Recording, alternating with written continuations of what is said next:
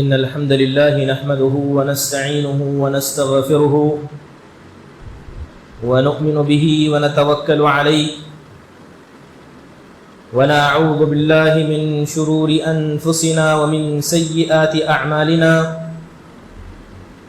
من يهده الله فلا مضل له ومن يضلله فلا هادي له وأشهد أن لا إله إلا الله وحده لا شريك له وأشهد أن محمدًا عبده ورسوله أما بعد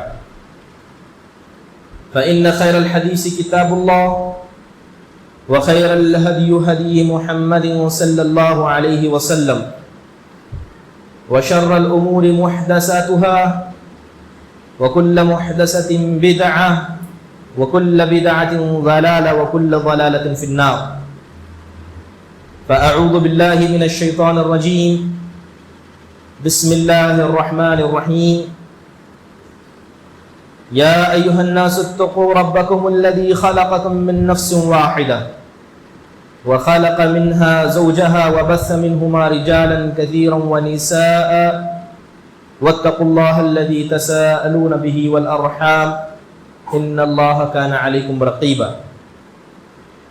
يا أيها الذين آمنوا اتقوا الله حق تقاته ولا تموتن إلا وأنتم مسلمون يا أيها الذين آمنوا اتقوا الله وقولوا قولا سديدا يصلح لكم أعمالكم ويغفر لكم ذنوبكم ومن يطع الله ورسوله فقد فاز فوزا عظيما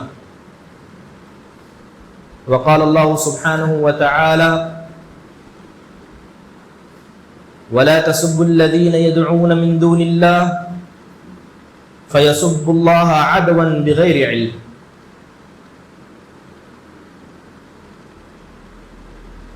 تمام قسم کی حمد و ثنا،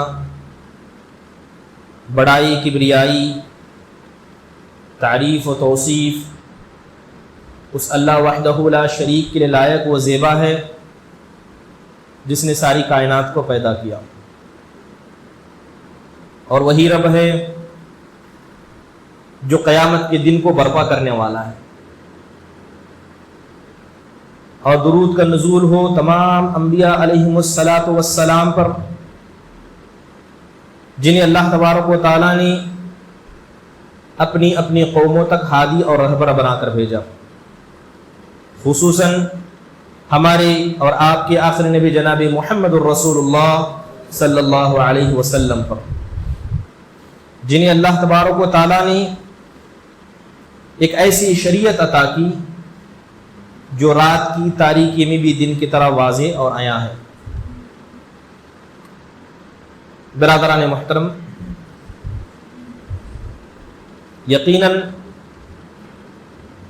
اللہ تبارک و تعالیٰ کی انگنت نعمتیں اللہ نے اپنے مخلوقوں پر نچاور کی ہیں۔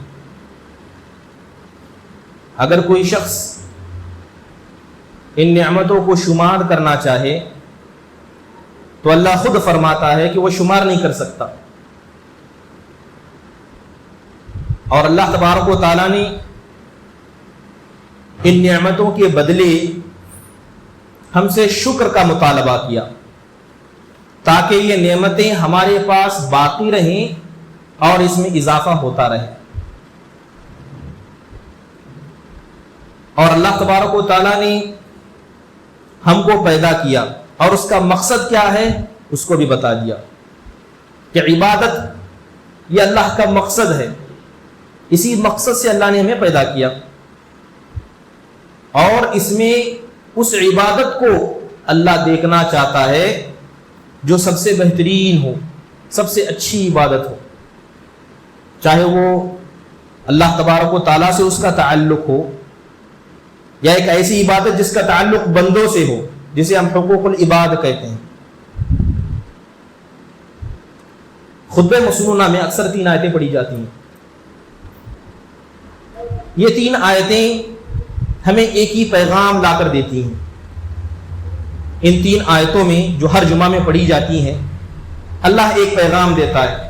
اللہ فرماتا ہے یا ایھا الناس اتقوا ربکم الذی خلقکم من نفس واحدہ، اے انسانوں، اے لوگوں، اس اللہ تبارک و تعالیٰ سے ڈرو جس نے تمہیں ایک جان سے پیدا کیا. یا ایھا الذین آمنوا اتقوا اللہ حق تقاتہ، اے ایمان والو تم اللہ سے ڈرو اور ویسے ڈرو جیسے ڈرنے کا حق ہے. یا ایھا الذین آمنوا اتقوا اللہ وقولوا قولا سدیدا، اے ایمان والو تم اللہ سے ڈرو اور جب بھی بات کرو تو سیدھی اور درست بات کرو. ہو سکتا ہے کہ اللہ تمہارے گناہوں کو معاف کر دے، تمہارے نیک اعمال کو قبول کر دے.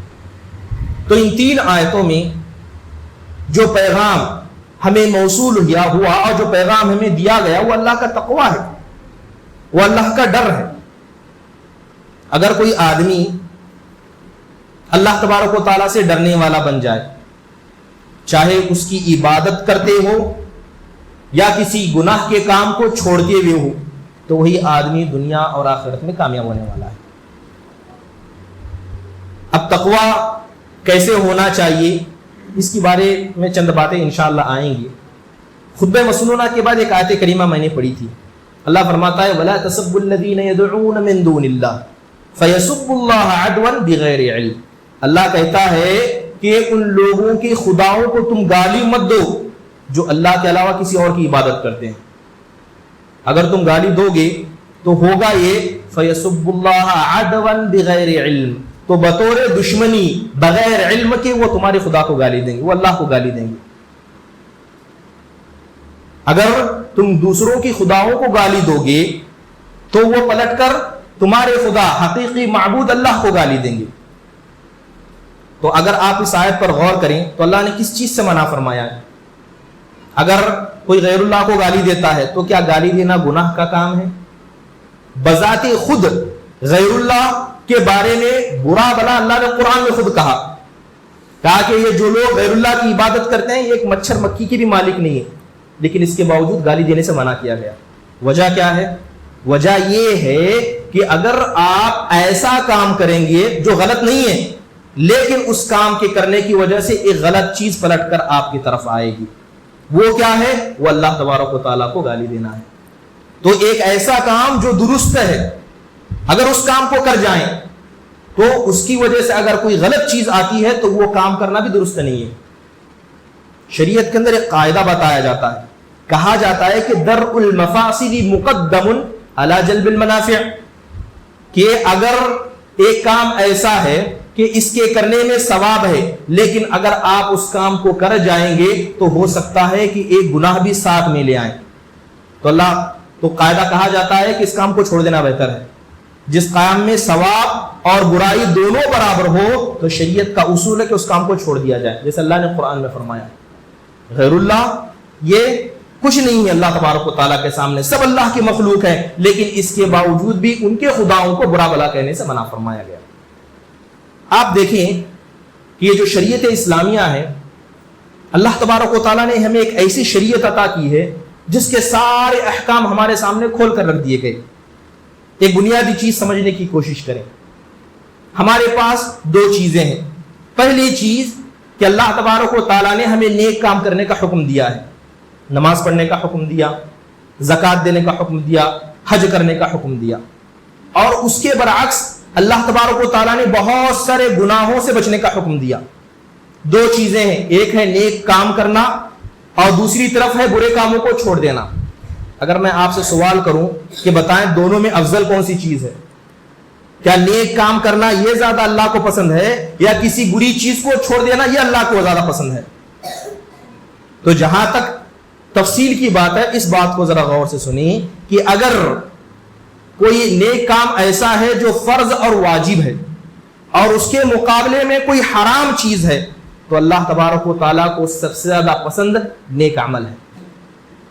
اگر ایک آدمی 5 وقتہ نمازیں اس کے وقت پر پڑھتا ہے اور ایک آدمی ایسا ہے جو زنا کو چھوڑ دیتا ہے تو زنا کو اس نے اللہ سے ڈرتے ہوئے چھوڑ دیا، نمازوں کو اس نے وقت پر اللہ سے ڈرتے ہوئے ادا کیا، تو یہ نمازوں کا ادا کرنا یہ اللہ کو زیادہ پسند ہے.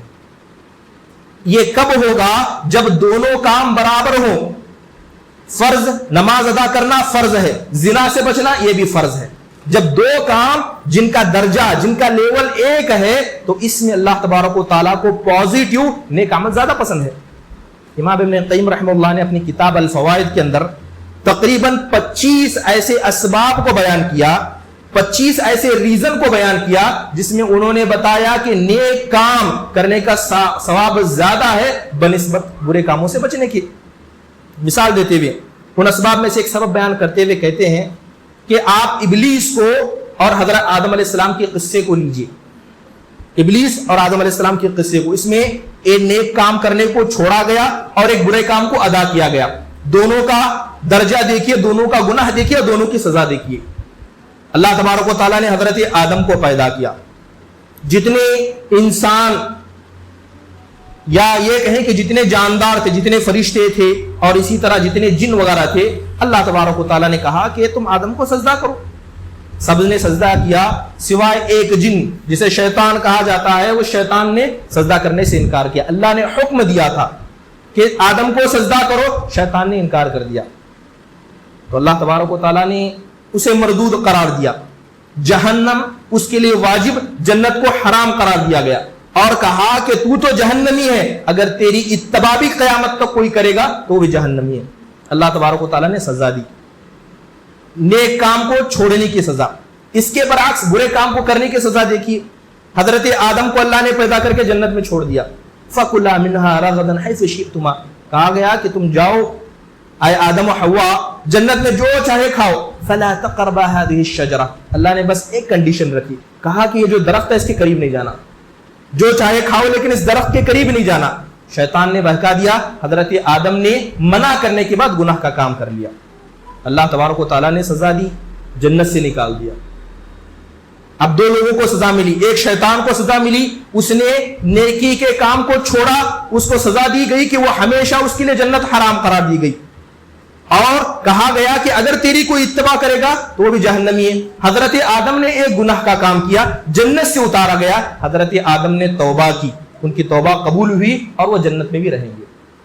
تو یہاں پر درجہ دیکھیں, ایک نیک ایک کام کا حکم جسے اللہ نے دیا, اس کو نہ کرنے کی سزا اللہ نے سخت دی بنسبت اس کام کے جو اس کام کا اللہ نے منع کیا تھا, پھر بھی اس کو حضرت آدم نے کر لیا تھا. امام ابن قیم رحمہ اللہ اپنی کتاب الفوائد کے اندر دوسرا سبب ذکر کرتے ہیں کہ نیکی کے کام جو فرض اور واجب ہیں یہ اللہ ان کو کیوں اتنا زیادہ پسند کرتا ہے. کہتے ہیں کہ جو نیکی کے کام ہیں اگر انسان اسے چھوڑ دیتا ہے, مثال کے طور پر نماز ہے, نماز فرض اور واجب ہے, 5 وقتہ وقت پر ادا کرنا ضروری ہے. اگر کوئی آدمی کہے کہ میں ان نمازوں کو ادا نہیں کروں گا تو اس کا سبب ایک ہو سکتا ہے, وہ یہ کہ انسان تکبر میں آ جائے, انسان کے اندر گھمنڈ آ جائے, جیسے کہ شیطان کے اندر تکبر پیدا ہوا تھا. نیکی کو چھوڑنے کا سبب, نیکی کو چھوڑنے کا ریزن تکبر ہو سکتا ہے, اور برائی کو کرنے کا سبب انسان کی شہوت ہو سکتی ہے, شیطان کا بہکاوا ہو سکتا ہے. تو اگر دونوں اسباب کو غور کریں تو اگر کوئی آدمی تعمدن جان بوجھ کر نماز چھوڑ دیتا ہے تو علماء کہتے ہیں کہ وہ کافر ہے. اس کے برعکس اگر کوئی آدمی جان بوجھ کے گناہ کا کام کرتا ہے تو وہ کافر نہیں ہوتا لیکن پھر بھی گنہگار ہے. تو فرق ہے, نیکی کے کاموں کو چھوڑنے میں اور برائی کے کاموں کو کرنے میں فرق ہے. تیسری چیز, انسان یا یہ کہیں کہ مومن جو برے کاموں کو چھوڑتا ہے اس کا مقصد کیا ہے؟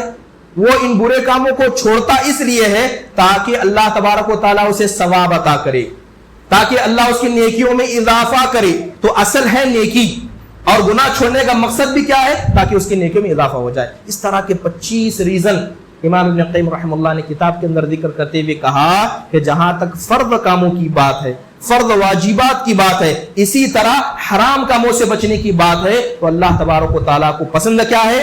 نیک کام ہے. تو لہذا نماز کا ادا کرنا یہ واجب و ضروری ہے, تو یہ اللہ کو پسند ہے. اگر کوئی آدمی اس نماز کو سستی سے ادا کرتا ہے, اللہ نے اس کو منافقین کی صفت بیان کر دیا. اگر کوئی برا کام کرتا ہے تو اللہ تبارک و تعالیٰ کہتا ہے کہ اللہ تبارک و تعالیٰ غفور الرحیم ہے, اللہ معاف کر سکتا ہے. تو یہ چیز بھی. اب جہاں تک بات آئی تقوی کی, اب ایک سوال آپ سے یہ بھی ہے, یہ بتائیں کہ متقی کون ہوتا ہے؟ اب ہماری اگر اصطلاح میں کہیں تو ہم متقی اس کو سمجھتے ہیں جو 5 وقتہ نمازیں ادا کرتا ہے, حج و زکوٰۃ کا پابند ہے, تہجد گزار ہے, وہ ہمارے یہاں متقی ہے. جبکہ شریعت کے اندر اس آدمی کو متقی نہیں کہا گیا. मुत्तकी उस आदमी को कहा गया जो आदमी गुनाहों को छोड़ देता है, गुनाहों से बच जाता है।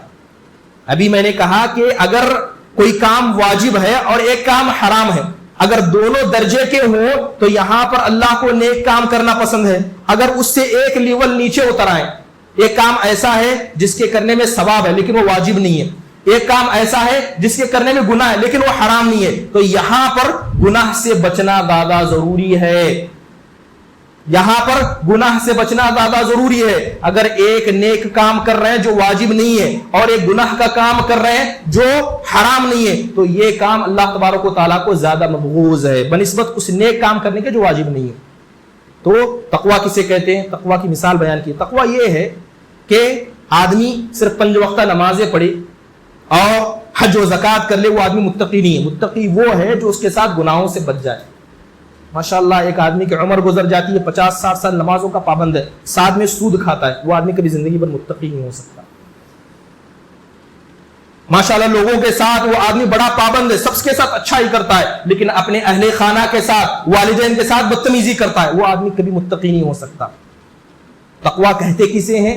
शरीयत के अंदर तकवा, तकवा का मतलब ये है, शरीयत के अंदर कहा जाता है अल-विकाया, कि इंसान अपने आप को बचा ले। ये तकवा है। किससे बचाए? नेक कामों से बचाए या बुरे कामों से बचाए? बुरे कामों से अपने आप को बचा कर रखे, वो मुत्तकी है। अबू हुरैरा रज़ी अल्लाहु अन्हु ने तकवा की मिसाल बयान करते हुए कहा कि तकवा ये है कि अगर तुम में का कोई आदमी खारदार झाड़ियों से गुजरे तो क्या करेगा? ऐसे रास्ते से गुजरे जहां इर्द गिर्द पूरे कांटे हैं, तो इंसान क्या करेगा? तो सहाबा ने कहा कि वो आदमी अपने दामन को बचा लेगा। कहा यही तकवा है। दुनिया में रहना है तो नेक काम करे, साथ में बुरे कामों से अपने आप को बचाना, यह तकवा है। हज़रत अली रज़ी अल्लाह अन्हु से तकवे के बारे में पूछा गया तो कहते हैं अल खौफ मिन अल्लाह, अल्लाह से डरना यह तकवा है। इंसान नमाज पढ़े तो अल्लाह से डरे और किसी हराम काम को छोड़े तो अल्लाह से डरे। लोगों को दिखाने के लिए अगर कोई हराम काम छोड़ता है तो तकवा नहीं है। हजरत इब्न बाज रहमतुल्लाह अलैह ने तकवे की बड़ी बेहतरीन तारीफ की। वो कहते हैं कि अल्लाह की इबादत करना अल्लाह से डरते हुए, अल्लाह तबारक व तआला ने जिन कामों को हराम किया, मना किया, उनको छोड़ देना अल्लाह से डरते हुए, और अल्लाह ने जो हद बनाई है, अल्लाह ने जो एक बाउंड्री बनाई है, उस बाउंड्री की, उस हद की इज्जत करना, यह है तकवा। अल्लाह तबारक व तआला ने क्या हद बनाई कि तुम नमाज पढ़ो और कभी शिरक ना करो। अल्लाह ने हद खींच दी। जो आदमी इस हद की इज्जत करेगा वो मुत्तकी है। तो लिहाजा इससे ये पता चला कि जो फर्ज और वाजिब काम है वो अल्लाह को ज्यादा पसंद है, और जो काम फर्ज और वाजिब नहीं है, अगर इंसान उन कामों को करते हुए गलत काम को अंजाम दे देता है तो यकीनन ये गलत काम अल्लाह को नापसंद है। जहां तक गलत कामों की बात आई, भी तकवे की बात आई कि इंसान गुनाह से बचे। गुनाह से बचना जरूरी क्यों है? तकवे के लिए गुनाह से बचना जरूरी क्यों है? इसलिए कि नबी सल्लल्लाहु अलैहि वसल्लम ने वादे अहादीस में फरमाया, आप फरमाते हैं कि आप अलैहिस्सलाम फरमाते हैं इज्तनिबू अलमनहियात, कहते हैं कि जितने काम मना किए गए उससे बचो, वत्तकुल्लाह मस्तताअतुम, और जितना हो सकता है अल्लाह तबारक व तआला से डरो। एक तरफ हुक्म दिया गया कि कोई भी गुनाह क्यों ना हो उससे बचो, और जहां तक नेक काम करने की बात है, जितनी ताकत है उतनी नेक काम करो। नेक काम की बात आई, अगर कोई आदमी नमाज बैठकर, खड़े होकर नहीं पढ़ सकता तो क्या हुक्म दिया गया कि आप बैठकर नमाज पढ़ो। एक आदमी चोरी नहीं कर सकता, यहां कोई रुखसत नहीं है, चोरी से मना है। चाहे आपके पास कोई रुखसत हो या रुखसत ना हो, चोरी बिल्कुल मना है, इस्लाम के अंदर हराम है। तो जितने भी गुनाह के काम है, किसी गुनाह के काम में हमें इजाजत नहीं, रुखसत नहीं दी गई। अगर नेकी के काम में इंसान ताकत नहीं, उसे छोड़ सकता है। अल्लाह फरमाता है कि हज करो, हज वाजिब है। किसके लिए? मन इस्तता इलैहि सबीला, जिसके पास ताकत है वो हज करेगा, उस पर हज वाजिब है। ज़कात देने का हुक्म दिया गया, अगर आपके पास इतना माल है कि वो माल निसाब को पहुंचता है तब ज़कात का हुक्म दिया गया। फत्तकुल्लाह मस्तताअतुम, जितना हो सके अल्लाह से डरो। लेकिन गुनाह के बारे में क्या कहा गया कि हर गुनाह से बचो, जहां कोई रुखसत की बात ही नहीं है। और ये बात भी समझे कि जितने गुनाह के काम है, अगर कोई आदमी उन गुनाह के कामों को कर आता है तो मुत्तकी इसलिए भी नहीं बनता क्योंकि जो भी आदमी गुनाह के काम करता है, यकीनन वो आदमी अल्लाह तबारक व तआला ने जो हद कायम की है उस हद की पामाली करता है। हजरत अबू हुरैरा रज़ी अल्लाह फरमाते हैं, हजरत आयशा रज़ी अल्लाह अन्हा की रिवायत वो करती हैं कि मन सर्रहु अन यजतहिब दाइमुल मुजतहिद फलयकुफ अन शर्र, کہتے ہیں عائشہ رضی اللہ عنہ فرماتی ہیں کہ جو آدمی یہ چاہتا ہے کہ وہ کسی مجتہد، کسی 5 وقتہ نمازی اور رات میں تہجد پڑھنے والے کے درجے تک پہنچنا چاہتا ہے، تو اس آدمی کو چاہیے کہ ہر قسم کی برائی سے رک جائے، ہر قسم کی برائی سے رک جائے، کیونکہ جب انسان برائی سے رک جاتا ہے، شیطان سے بچ جاتا ہے، تو یقیناً نفس کے اندر بھلائی ہوتی ہے، نفس اسے بھلائی کی طرف لے جاتا ہے۔ تو اس سے بات پتا چلی کہ اللہ تبارک و تعالیٰ نے جو ہمیں نیک کام کرنے کا حکم دیا ہے، اگر کوئی آدمی ان تمام نیک کاموں کو کر جاتا ہے اور جتنے برے کاموں سے منع کیا گیا ان تمام برے کاموں سے رک جاتا ہے، تو وہی آدمی حقیقی طور پر متقی ہے، وہی آدمی حقیقی طور پر اللہ تبارک و تعالیٰ سے ڈرنے والا ہے۔ ابھی جو میں نے قاعدہ بتایا جس کے اندر یہ کہا گیا کہ ایک طرف نیکی ہے ایک طرف برائی ہے، اگر انسان کر لیتا ہے تو نیکی کے ساتھ گناہ بھی لے کر آتا ہے تو اس کام کو چھوڑ دینا زیادہ افضل ہے۔ نبی صلی اللہ علیہ وسلم کی زندگی میں دیکھیے کہ نبی صلی اللہ علیہ وسلم نے اس اصول کو اپنے زندگی میں کیسے نچھاور کیا، کیسے اس اصول کو اپنے زندگی میں نافذ کیا۔ حضرت عائشہ رضی اللہ عنہ کی روایت ہے، حضرت عائشہ رضی اللہ عنہ کی روایت ہے، نبی صلی اللہ علیہ وسلم کی خواہش تھی جب نبی صلی اللہ علیہ وسلم کعبۃ اللہ کا طواف کرتے تو آپ چاہتے کہ کیوں نہ میں اسے ویسے بناؤں جیسے حضرت ابراہیم علیہ السلام نے بنایا تھا۔ اللہ کے نبی چاہتے تھے کہ کعبہ کے بیچ میں ایک راستہ بنا دیا جائے، کعبہ کے بیچ میں ایک راستہ بنا دیا جائے تاکہ ایک طرف سے لوگ داخل ہو دوسری طرف سے نکل جائے۔ نبی صلی اللہ علیہ وسلم نے، آپ کی خواہش تھی، آپ چاہتے تو کر سکتے، لیکن نبی صلی اللہ علیہ وسلم نے کبھی نہیں کیا۔ حضرت عائشہ رضی اللہ عنہ سے اس کی وجہ بیان کرتے ہوئے نبی صلی اللہ علیہ وسلم فرماتے ہیں اللہ کے نبی نے کہا کہ لولا قومک حدیث عہد بالکفر لجعلت فی الکعبۃ بابین۔ اللہ کے نبی کہتے ہیں اے عائشہ، تمہاری قوم کے لوگ اگر نئے نئے مسلمان نہ ہوتے تو میں کعبہ کے بیچ میں ایک دروازہ بنا دیتا، ایک دروازے سے داخل ہوتے دوسرے سے لوگ نکل جاتے، لیکن یہ نئے نئے مسلمان ہیں، یہ نہ سمجھنے لگے کہ نبی صلی اللہ علیہ وسلم کعبہ کی بے حرمتی کر رہے ہیں۔ یہاں پر فائدہ تھا، نبی صلی اللہ علیہ وسلم کی خواہش تھی، لیکن ساتھ میں ڈر تھا، ایک خدشہ تھا کہ کہیں مسلمان مبتلا میں نہ ہو جائے، خاص کر وہ لوگ جو نئے نئے مسلمان ہیں۔ تو نبی صلی اللہ علیہ وسلم نے اس کام کو چھوڑ دیا۔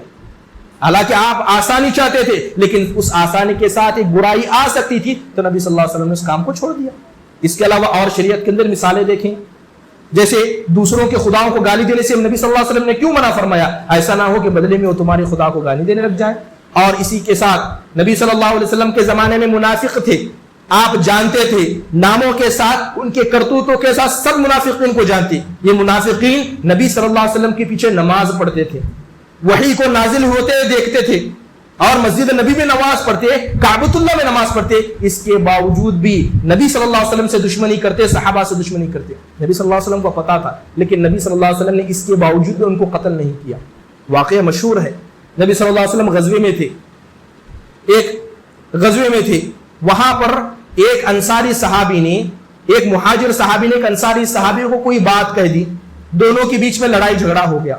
مہاجر صحابہ نے کہا یا المہاجرین، اپنی جماعت کو دعوت دی، کہا کہ اے مہاجرین آؤ، یہ انصاری دیکھو میرے ساتھ بدسلوکی کر رہا ہے۔ اس انصاری نے اپنے قوم والوں کو دعوت دی، یا للانصار، کہا کہ اے انصاریو آ جاؤ، یہ مہاجرین ہمارے ساتھ غلط رویہ کر رہے ہیں، بدسلوکی کر رہے ہیں۔ نبی صلی اللہ علیہ وسلم نے جب یہ ندا سنی، یا مہاجرین یا انصار، جماعت بندی سنی، تو نبی صلی اللہ علیہ وسلم فرمایا ما بال دعوی الجاہلیہ، یہ جاہلیت کا دعویٰ کیوں ہے، یہ جاہلیت کی پکار کیوں ہے؟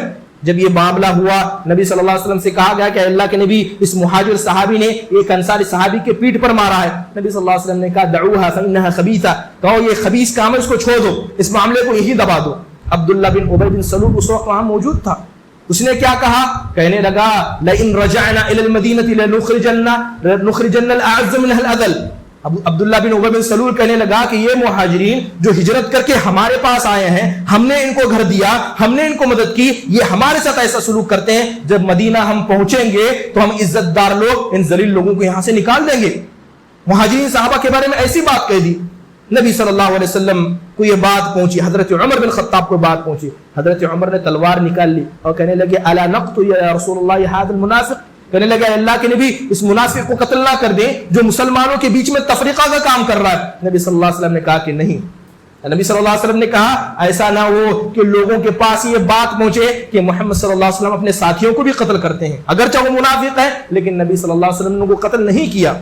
آپ کے پاس طاقت تھی، آپ کے پاس پاور تھا، اور ان کو قتل کرنے سے مسلمانوں کو فائدہ ہوتا، لیکن اس فائدے کے ساتھ نقصان بھی یہ ہوتا کہ لوگوں کے بیچ میں یہ بات چلی آتی کہ نبی صلی اللہ علیہ وسلم اپنے ساتھیوں کو قتل کرتے ہیں۔ تو ایک کام جس میں فائدہ تھا ساتھ میں نقصان بھی تھا، نبی صلی اللہ علیہ وسلم نے اس کام کو چھوڑ دیا۔ اس کی طرح بہت ساری مثالیں آپ کو شریعت کے اندر ملیں گی. جیسے مثال یہ بھی دیکھیے, نبی صلی اللہ علیہ وسلم نے صحابہ سے فرمایا ایاکم والجلوس فی الطرقات. نبی صلی اللہ علیہ وسلم کہتے ہیں کہ تم راستے میں مت بیٹھا کرو, راستے میں مت بیٹھا کرو, کیونکہ راستے میں بیٹھنے سے فساد زیادہ ہے. تو صحابہ میں سے ایک جماعت نے کہا ما لا بد لنا, اے اللہ کے نبی ان راستوں میں بیٹھنا ضروری ہے, اس لیے کہ ہماری یہاں تجارت ہے, راستوں میں ہی ہم تجارت کرتے ہیں, اے اللہ کے نبی ہمارا یہاں بیٹھنا ضروری ہے. نبی صلی اللہ علیہ وسلم نے کہا اگر راستے میں بیٹھنا تمہارا ضروری ہے تو راستے کا حق ادا کرو, اپنی نگاہیں نیچے رکھو, کسی کو تکلیف نہ پہنچاؤ, کوئی سلام کرے تو اس کا جواب دو, اور امر بالمعروف والنہی عن المنکر کا کام ادا کرو. تو نبی صلی اللہ علیہ وسلم نے منع فرمایا کہ راستے میں ایسا نہ بیٹھا جائے, اگرچہ تمہارا فائدہ ہے لیکن اس کی وجہ سے لوگوں کو تکلیف ہو سکتی ہے, مسلمان عورتوں کو تکلیف ہو سکتی ہے, یا تمہارے راستے میں بیٹھنے کی وجہ سے کسی کو تکلیف ہو سکتی ہے. تو نبی صلی اللہ علیہ وسلم نے منع فرمایا. اس کے علاوہ دیکھیں نبی صلی اللہ علیہ وسلم نے زیادہ سوال پوچھنے سے منع فرمایا. بہت سے لوگوں کی عادت یہ ہوتی ہے کہ کوئی ایسا سوال پوچھ لیتے ہیں جس کا براہ راست ان سے کوئی تعلق نہیں ہوتا, جس سے وہ علمی فائدہ کے علاوہ عملی طور پر کوئی فائدہ نہیں اٹھا سکتی. ماشاءاللہ آپ پابندی سے نماز پڑھتے ہیں, پھر سوال کریں گے کہ اگر کوئی آدمی نماز نہیں پڑھتا تو اس کا کیا حکم ہے. اگر نفسانی طور پر, جسمانی طور پر یا علمی طور پر براہ راست آپ کا کوئی فائدہ اس سے نہیں ہے تو ایسے سوال سے بھی نبی صلی اللہ علیہ وسلم نے منع فرمایا, کیونکہ ہو سکتا ہے کہ کوئی ایسا آدمی بھی اس مجلس میں ہو جو نماز نہیں پڑھتا ہے اور کہہ دیا جائے کہ نماز نہ پڑھنے والا کافر ہے, اس آدمی کی دل جوئی ہو جائے, اس آدمی کا دل خراب ہو جائے اور حقیقت میں جو ایک دو مرتبہ نماز پڑھتا تھا وہ بھی چھوڑ دے. تو نبی صلی اللہ علیہ وسلم نے ایسے کام کرنے سے منع فرمایا. خود نبی صلی اللہ علیہ وسلم کی زندگی کو دیکھیے کہ آپ ہمیشہ لوگوں کے احساسات کا خیال کرتے, لوگوں کے فیلنگ کا خیال کرتے.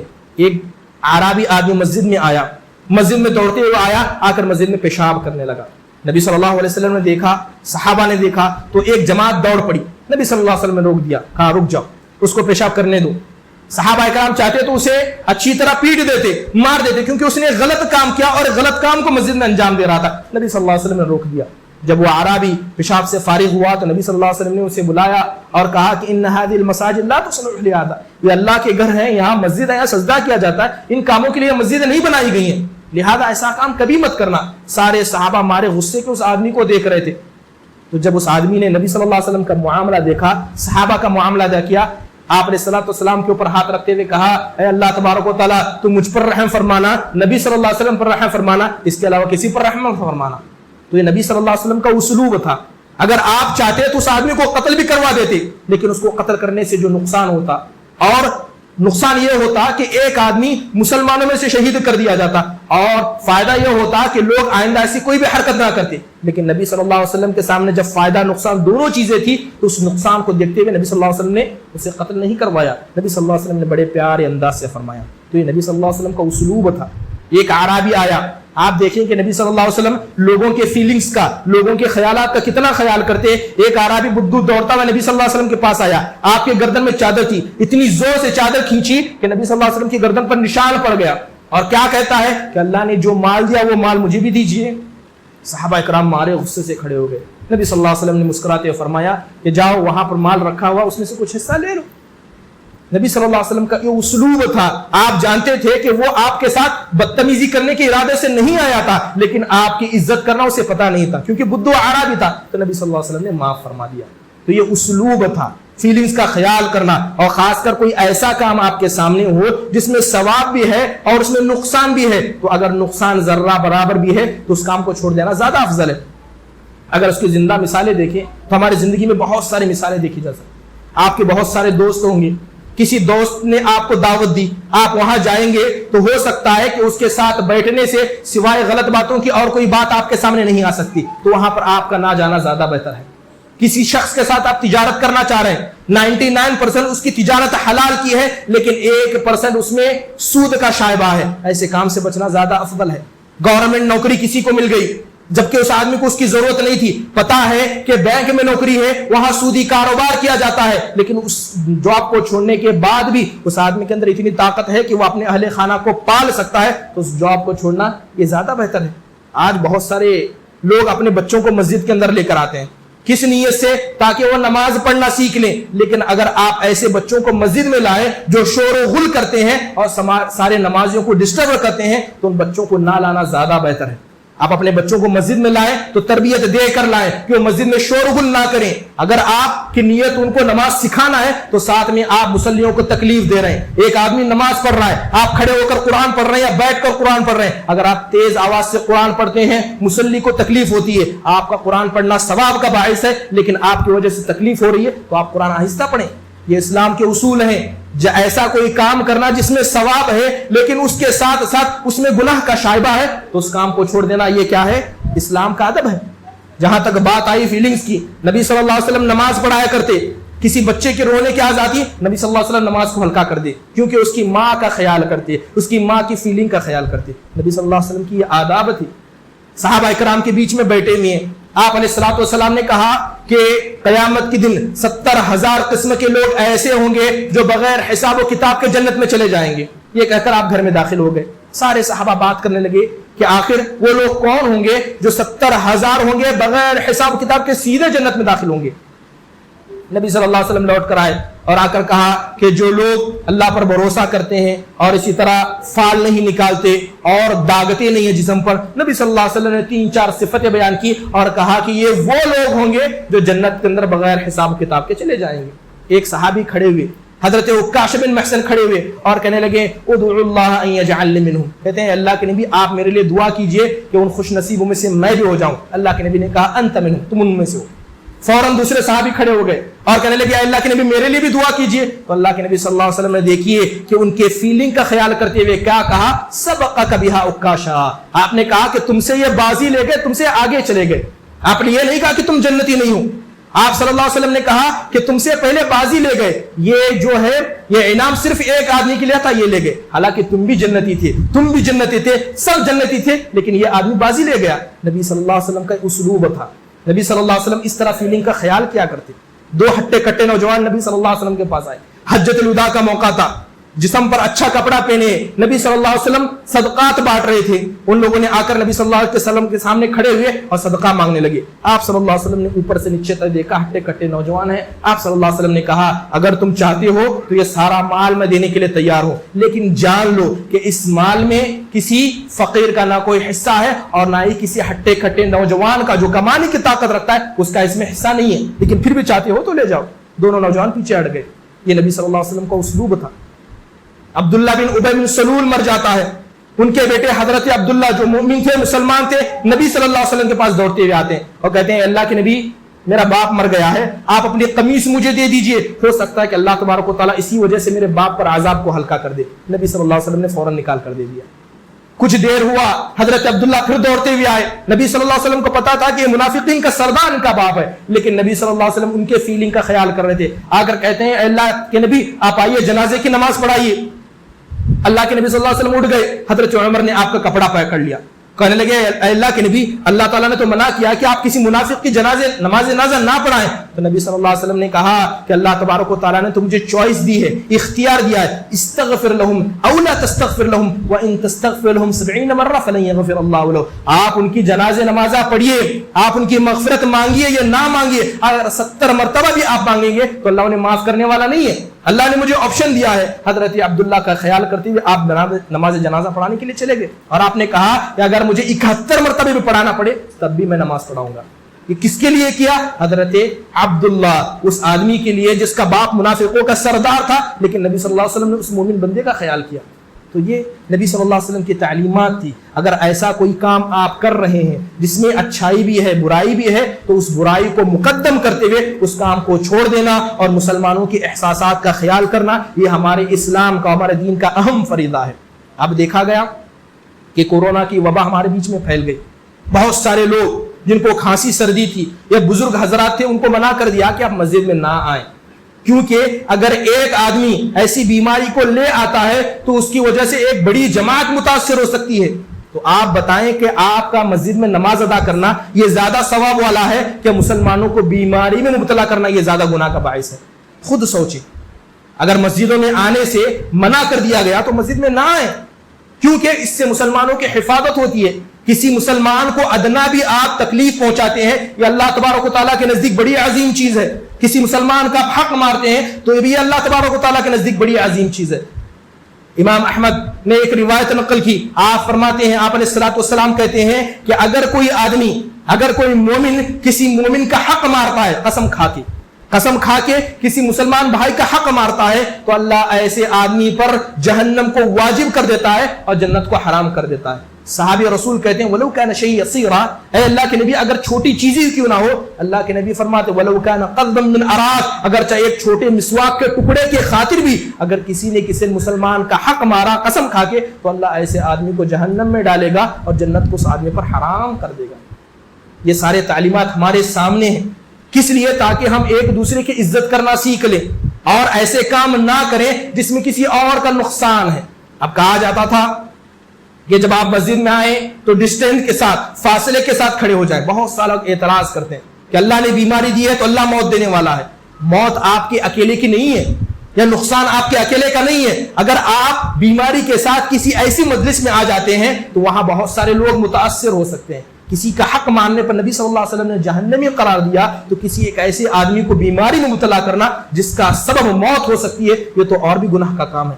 حضرت عمر بن خطاب کے بارے میں آتا ہے کہ حضرت عمر نے کعبۃ اللہ کے اندر طواف کرتے ہوئے ایک عورت کو دیکھ لیا جو کوڑ کی مریض تھی، مجذومی تھی، تو حضرت عمر کہتے ہیں یا امۃ اللہ لا تؤذی الناس، حضرت عمر کہتے ہیں اے اللہ کی بندی تم لوگوں کو تکلیف مت پہنچاؤ، جاؤ اپنے گھر میں رہو، تمہارا حج زکات، تمہارا حج کرنا ضروری ہے، میں جانتا ہوں واجب ہے، لیکن اس کی وجہ سے مسلمانوں کو تکلیف ہے، تمہارے پاس کوڑ کا مریض ہے جو ایک متعدی بیماری ہے، کسی اور کو پھیل سکتی ہے، تم جاؤ لوگوں کو تکلیف نہ دو۔ وہ عورت فوراً لوٹ کر چلی گئی۔ جب حضرت عمر کا انتقال ہو گیا، ایک آدمی آ کر کہتا ہے کہ جس آدمی نے تم کو حج سے منع کیا تھا وہ تو چلا گیا، جاؤ آپ دوبارہ حج کر لو۔ تو عورت کہتی ہے کہ میں نے اس آدمی کی بات، امیر المؤمنین حضرت عمر بن خطاب کی بات اس لیے نہیں مانی کیونکہ وہ زندہ تھے اور مر جائے تو ان کی نافرمانی کروں، میں نے ان کی بات اس لیے مانی کہ انہوں نے مجھ سے درست بات کہی تھی۔ تو ایسا کام کرنا جس میں مسلمانوں کو ایذا ہو، مسلمانوں کو تکلیف ہو، ایسے ہر کام سے بچنا چاہیے۔ اگر آپ اپنی زندگی میں دیکھیں، بہت سے لوگ اپنے گھروں میں ٹی وی رکھتے ہیں اور جب اسے پوچھا جاتا ہے کہ کام کیوں کرتے ہیں، ان ٹی ویوں کا استعمال کیوں کرتے ہیں، تو کہتے ہیں کہ ہم اس سے نیوز دیکھتے ہیں، ہم اس سے بیانات سنتے ہیں۔ اس کے علاوہ اس کا دوسرا پہلو دیکھیں، اس کی وجہ سے گھر میں عورتیں ڈیلی سوپ نہیں دیکھنا چھوڑتی، فلمیں دیکھی جاتی ہیں۔ ایک کام جس میں ثواب بھی ہے گناہ بھی ہے، تو کرنا کیا چاہیے؟ جب گناہ ذرہ برابر اس کام کو چھوڑ دینا چاہیے۔ چھوٹے چھوٹے بچوں کے ہاتھوں میں موبائل تھما دیے جاتے ہیں، یوٹیوب کھول کر وہ دیکھنے لگتے ہیں۔ آج تو مسئلہ اور ماحول ایسا ہے کہ یوٹیوب دیکھنا کوئی برائی نہیں ہے، لوگ ایک دوسرے کے سامنے بیٹھ کر یوٹیوب دیکھتے ہیں، جبکہ جانتے ہیں کہ اس میں ایسی عورتیں ہوتی ہیں جن کا دیکھنا آپ کے لیے درست نہیں ہے، حرام کا یہ چیزیں ہیں، لیکن پھر بھی لوگ آرام سے استعمال کرتے ہیں۔ اس کی وجہ یہ ہے کہ اللہ تبارک و تعالیٰ کا ڈر ہمارے یہاں ختم ہو گیا۔ ہم سمجھتے ہیں نماز پڑھ لیے، برے کام کر لیے، تب بھی اللہ معاف کرنے والا ہے۔ شاعر کہتا ہے کہ تصل الذنوب الی الذنوب وترتجی، شعر بڑا ہے، شاعر کہتا ہے کہ تم گناہ پر گناہ کرتے ہو اور سمجھتے ہو کہ اللہ جنت میں بلند درجہ عطا فرمائے گا، کیا آپ بھول گئے کہ حضرت آدم کی صرف ایک غلطی کی وجہ سے اللہ نے جنت سے اتار دیا تھا، اور تم دن بدن گناہ کر کے جنت کے امیدوار ہو۔ اللہ تبارک و تعالیٰ سے ڈرو، فاتقوا اللہ ما استطعتم، جتنا ہو اللہ تبارک و تعالیٰ سے ڈرو۔ اللہ تبارک و تعالیٰ ہمارے اندر تقویٰ عطا فرمائے، اور ہر وہ کام جس سے مسلمانوں کو ادنا بھی تکلیف ہوتی ہو، اللہ اس کام سے ہمیں بچنے کی توفیق نصیب فرمائے۔ آمین۔ وآخر دعوانا الحمد للہ رب العالمین۔